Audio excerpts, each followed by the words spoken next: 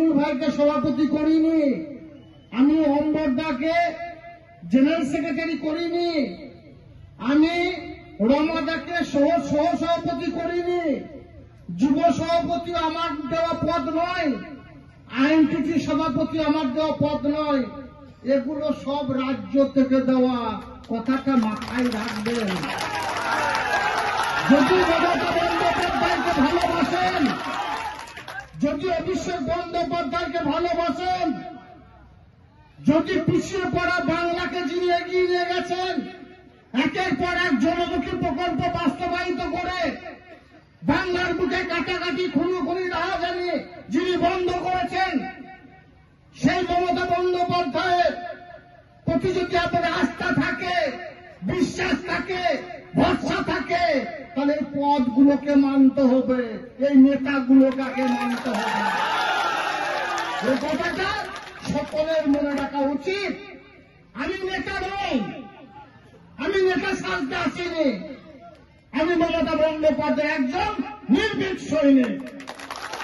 এই দলটা করতে গিয়ে আমি আমার দুই দাদাকে হারিয়েছি, বাবাকে হারিয়েছি।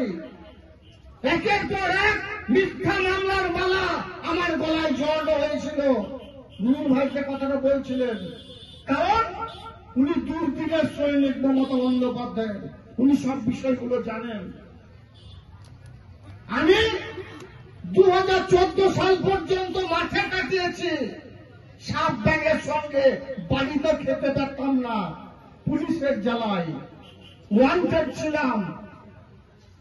আমার 10,000 ইনাম ঘোষণা ছিল বাংলা মেলায়। সারা বাংলার বুকে আরেকজনকে দেখিয়ে দেন যার ইনাম ঘোষণা করা হয়েছিল তৃণমূল কংগ্রেস দলটা করি বলে, মমতা বন্দ্যোপাধ্যায় সৈনিক ছিলাম বলে। আমার মতো অনেক সৈনিক আছে যারা মমতা বন্দ্যোপাধ্যায় লড়াই করেছে। কেন করেছেন জানেন? আমাদের স্বপ্ন একটাই ছিল, বাংলার বুকে আর কোনো মায়ের কোল খালি হবে না, বাংলার বুকে আর কোনো ভাই তার চোখের সামনে তার ভাইকে হারাবে না, বাংলার বুকে আর কোনো বোন স্মৃতির সিঁদুর হারাবে না, বাংলার বুকে একের পর এক উন্নয়নের মাধ্যমে মানুষের মুখের হাসি ফুটাবেন মাননীয় মুখ্যমন্ত্রী মমতা বন্দ্যোপাধ্যায়। তিনি কথা দিয়েছিলেন, সেটাই তিনি করে দেখিয়েছেন। তাই এই এরিয়ার আমার যারা মামাটি মানুষের সৈনিক আছেন, যারা এক সেকেন্ডের জন্য, এক মুহূর্তের জন্য মমতা বন্দ্যোপাধ্যায়কে ভালোবেসেছেন বা জুয়া ফুলের ঝান্ডার নিচে এসেছিলেন, তাদেরকে বলবো নিজেদের মধ্যে কোন দ্বন্দ্ব বিভেদ থাকলে সেটাকে বসে আলাপ আলোচনার মাধ্যমে মিটিয়ে নিন। মমতা বন্দ্যোপাধ্যায় যদি এই জামুরিয়া গ্রামের একটা গাছকে দাঁড় করিয়ে দিয়ে বলে কাজল শেখ এটাই তোর নেতা, আমি সেটাকেই নেতা বলে নেব।